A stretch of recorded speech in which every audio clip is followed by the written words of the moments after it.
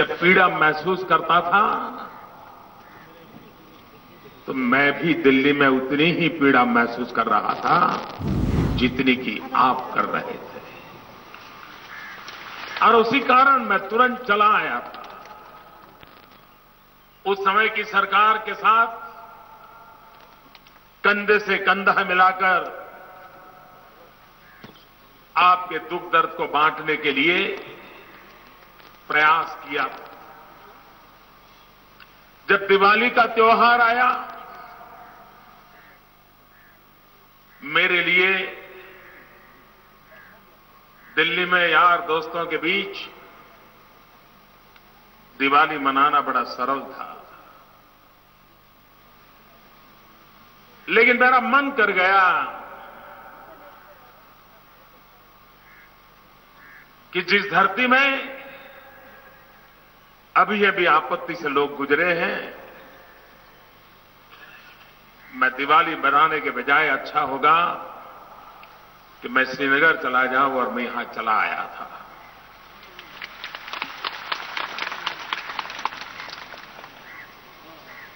जब यहां आपदा आई,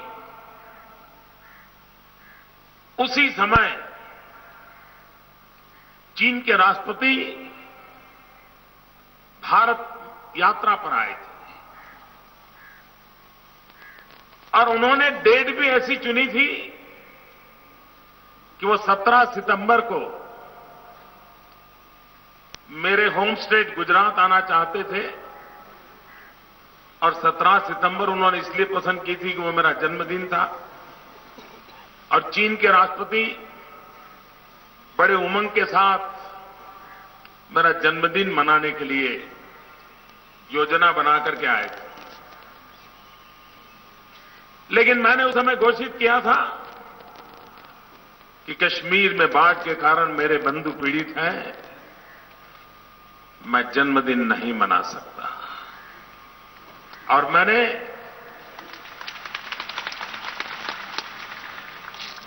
उनका स्वागत किया, सम्मान किया, पर जन्मदिन मनाने से मना किया। मैं मेरी मां के पैर छूने गया था, आशीर्वाद लेने गया था। मेरा जो सामाजिक बैकग्राउंड है, जिस अवस्था से मैं पैदा हुआ, पला बढ़ा, तो मेरी मां ने पहले जब भी जन्मदिन पे जाता था तो कभी वो मुझे ₹1.25 देती थी आशीर्वाद में, कभी ₹5 देती थी, ज्यादा से ज्यादा ₹11 देती थी। ₹11 से ज्यादा कभी मेरी मां ने मुझे नहीं दिया। लेकिन उस दिन जब मैं गया तो मैं हैरान था। और ये संस्कार है, ये भावना है जो मेरी रगों में भरी हुई है। मेरी मां ने मुझे, मेरे लिए भी आश्चर्य था, ₹5000 दिया मेरे जन्मदिन पर। और मां ने कहा, बेटा ये पैसे कश्मीर के बाढ़ पीड़ितों के लिए ले जाना।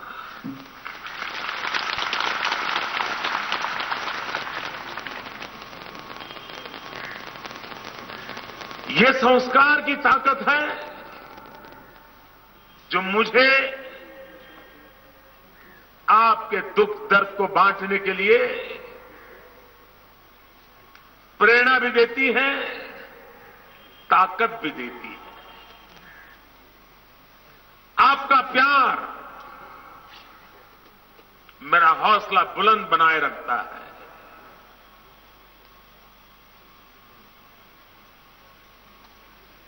और जिस मंत्र को लेकर के हमने शासन व्यवस्था को संभाला है, वो मंत्र है सबका साथ, सबका विकास। अगर हिंदुस्तान का कोई कोना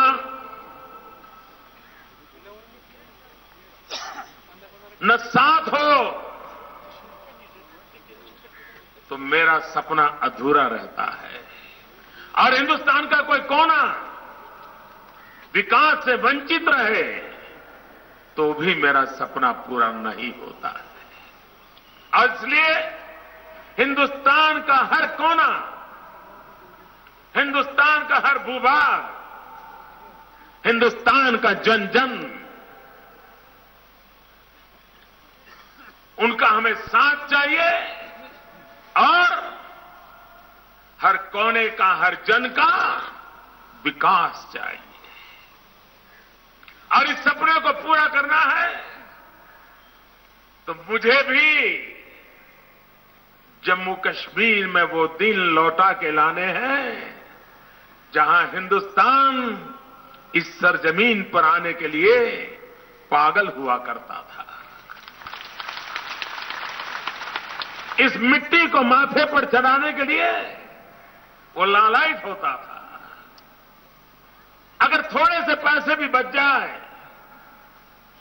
तो परिवार का एक सपना होता था कि इस छुट्टियों में कश्मीर चले जाएंगे, चाहे वो केरल हो, तमिलनाडु हो, असम हो, नागालैंड हो, महाराष्ट्र हो, गुजरात हो।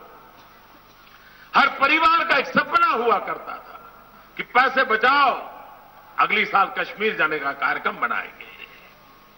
वो दिन मुझे लौटा के वापस लाने हैं। 125 करोड़ देशवासियों में फिर से मुझे वो उमंग पैदा करना है, जो इच्छा को पैदा करना है, ताकि वे कश्मीर की वादियों में आकर के आपके प्यार को अनुभव करें, आपकी सेवा को अनुभव करें और प्रकृति ने जो जन्नत बनाई है उस जन्नत को जीते जी जीने का एहसास करे। ये मेरा सपना लेकर के मैं चल रहा हूं।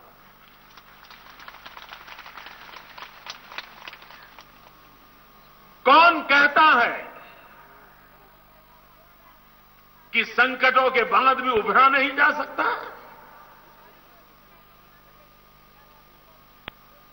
मैं उस विश्वास के साथ जीने वाला इंसान हूं और मैंने अपने जीवन में देखा है, संकट कितने ही गहरे क्यों न हो, लेकिन एक जज्बा होता है जो संकटों को परास्त करता है और जीने की आस पैदा कर देता है। 2001 में जब गुजरात में भयंकर भूकंप आया, मौत की चादर ओढ़ करके हम सोए थे। सारी दुनिया ने मान लिया था कि अब गुजरात खड़ा नहीं हो सकता। हजारों लोग मर चुके थे, लाखों घर तबाह हो चुके थे, पूरी अर्थव्यवस्था चरमरा गई थी और सबसे बड़ी बात, सपने चूर चूर हो चुके थे। आंसू पोंछने वाला कोई बचा नहीं था। उन दिनों को मैंने देखा था, लेकिन मन में ठान ली थी कि स्थिति से गुजरात को मुझे बाहर निकालना है। और भाइयों बहनों, दुनिया कहती है, वर्ल्ड बैंक कहती है कि ऐसे भयंकर भूकंप के हादसे के बाद अगर उस राज्य को चारों तरफ से मदद मिल जाए तो भी बाहर निकलने में 7 साल से कम समय नहीं लगता है। लेकिन भाइयों बहनों, हमने जिस प्रकार से एक के बाद एक योजनाओं को लेकर के चल पड़े, 3 साल के भीतर भीतर भूकंपग्रस्त इलाका दौड़ने लग गया था और विकास की नई ऊंचाइयों को पार करने लगा था।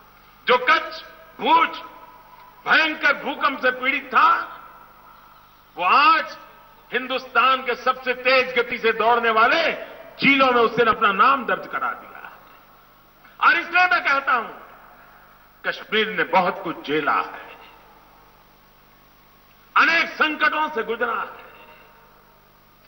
2 पीढ़ी उन नौजवानों के सपने चूर चूर हो चुके हैं। ये सारी बातों को जानते हुए भी मैं उस विश्वास को लेकर के निकला हूं कि मेरा कश्मीर फिर से एक बार वही जन्नत, वही जज्बा, वही खुशहाली, वो दिन मैं अपनी आंखों के सामने देख रहा हूं।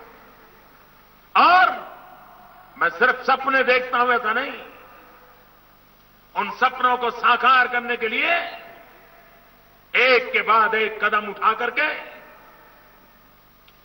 उन चीजों को साकार करने के लिए जन जन का साथ लेकर के सफलतापूर्वक आगे बढ़ने का प्रयास करना। 17 महीने पहले हिंदुस्तान का कोई भी अखबार उठा लीजिए, किसी भी टीवी चैनल का डिबेट यूट्यूब पर जाकर के निकाल के देख लीजिए, विश्व की कोई भी एजेंसी हो, उनकी आवाज सुन लीजिए, एक ही स्वर था कि अब भारत बर्बाद हो चुका है, भारत बच नहीं सकता है, भारत तबाही की कगार पर पहुंच चुका है। आर्थिक स्थिति, भ्रष्टाचार, कुशासन, भाई भतीजावाद, न जाने इतनी बीमारियों ने भारत को तबाह करके रखा है। 17 महीने पहले हर पल हमारे कान में यही गूंज रहती थी, लेकिन आज 17 महीने के भीतर भीतर सारी दुनिया में, बड़े देशों में तेज गति से आगे बढ़ने वाली इकोनॉमी में हिंदुस्तान ने अपना नाम दर्ज करा दिया है। कभी भारत की तुलना चीन से कोई करने की हिम्मत नहीं करता था, क्योंकि चीन हमसे काफी आगे निकल चुका था। आज भारत की विकास की कोई भी चर्चा होती है, आर्थिक विकास की चर्चा होती है, तो हर बार चीन के साथ तुलना होती है। और प्रधानमंत्री नरेंद्र मोदी मौजूद, गांव का पंच होगा, पंच के पास अधिकार होगा, वो अपने फैसले कर पाएगा और सरकार उसको हाथ पकड़ करके जो मदद चाहिए मदद करती रहेगी। हमारा एक एक गांव कितना ताकतवर बनेगा।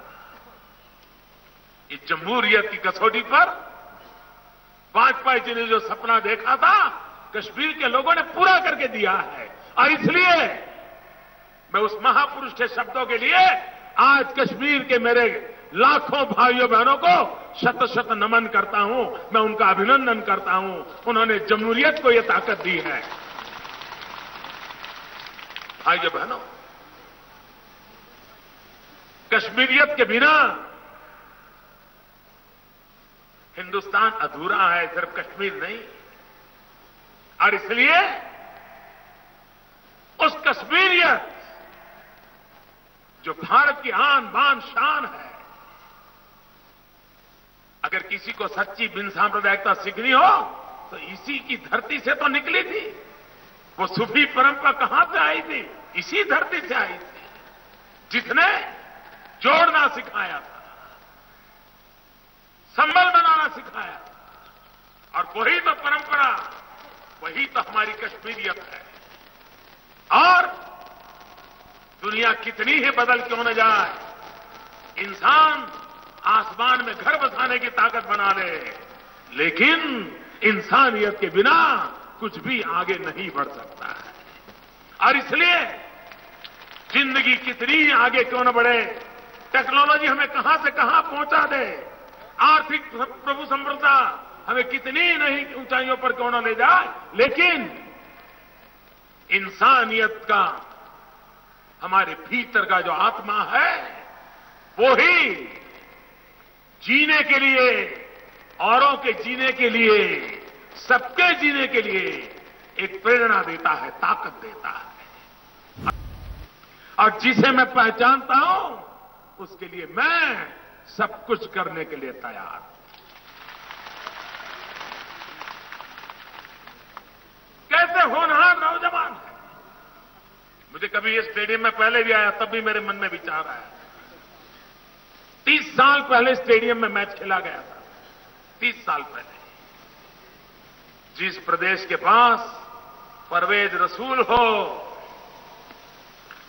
उस प्रदेश में यहां एक इंटरनेशनल मैच क्यों नहीं होना चाहिए। क्रिकेट में हमारा परवेज नाम कमा रहा, आगे बढ़ रहा है वो लड़का, गर्व होता है। क्यों इसी स्टेडियम में हम वो सपना क्यों न देखें कि यहीं पर फिर से एक बार इंटरनेशनल क्रिकेट मैच शुरू हो जाए और देश से देखें